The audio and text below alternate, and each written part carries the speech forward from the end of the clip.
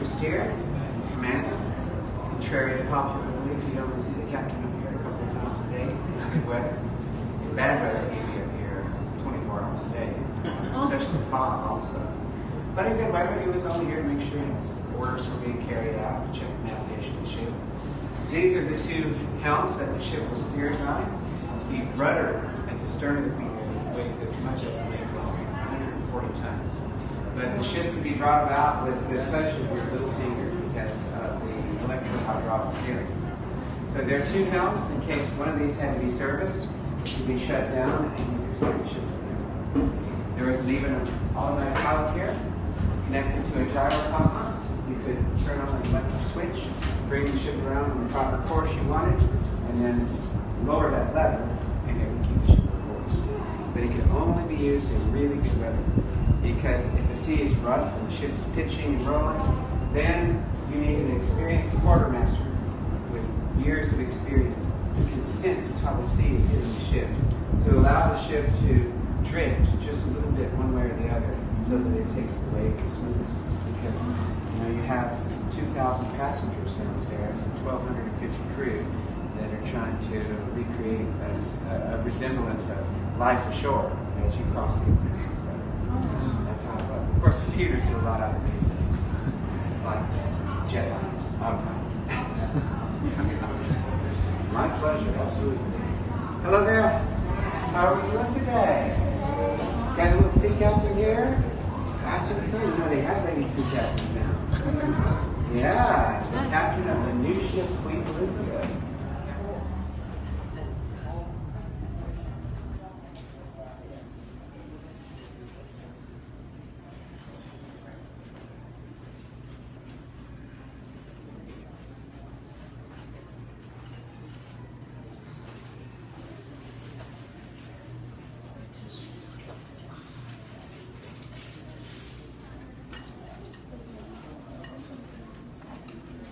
Story.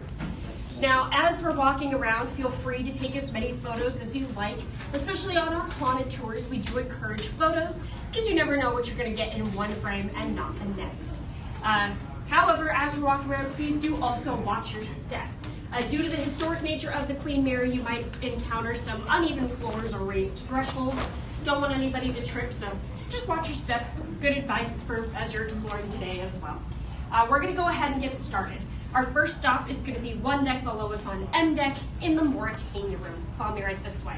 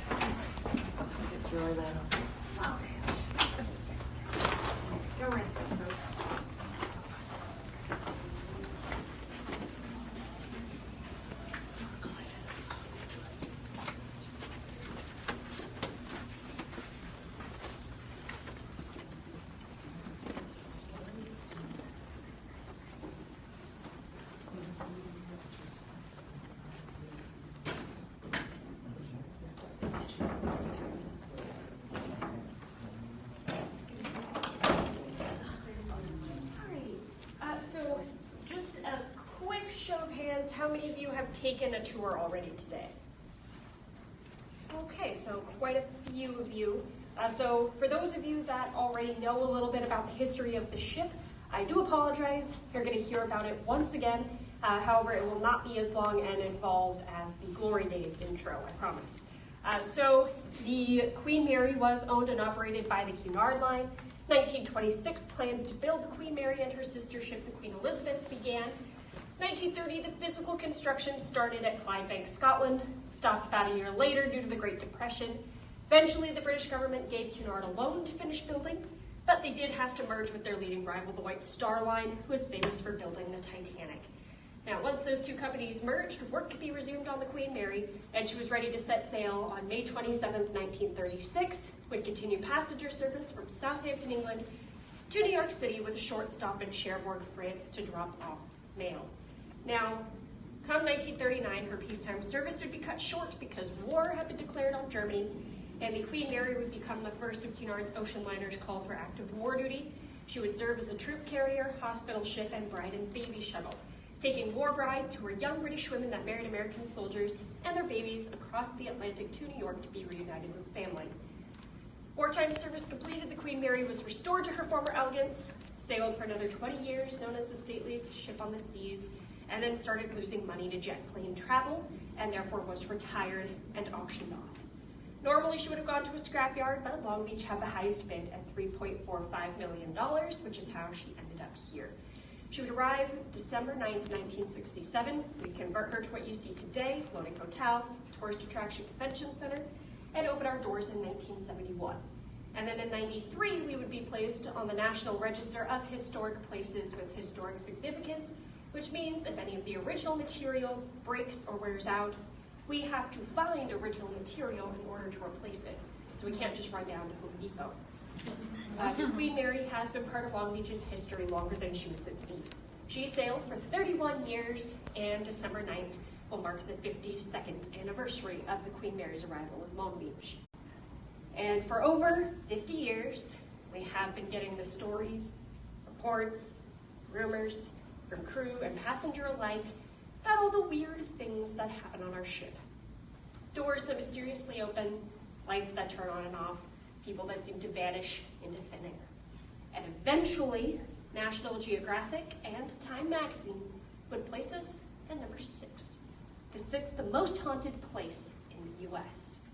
Not as impressive as number 1, I will give you that. But not all of us could be the Amityville house. And trust me, if we were number 1, I would not be working here. Now, we do often get the question, why is the Queen Mary haunted?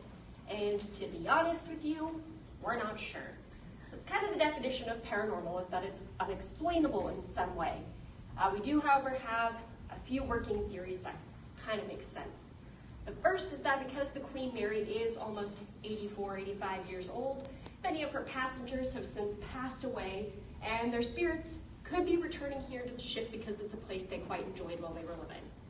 Another theory is that because there were 57 confirmed deaths on board, not counting those that happened during wartime crossings, those records have been sealed for quite some time now, so we don't have access to them.